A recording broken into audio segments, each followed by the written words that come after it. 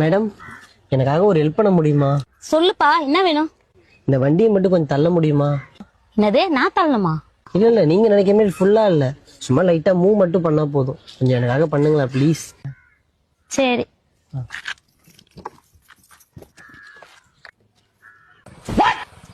Excuse me madam, ஏதாவது help வேணுமா?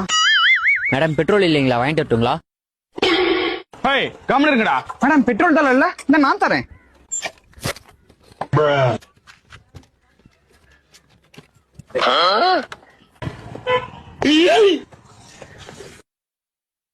Excuse me. ரொம்ப நன்றி.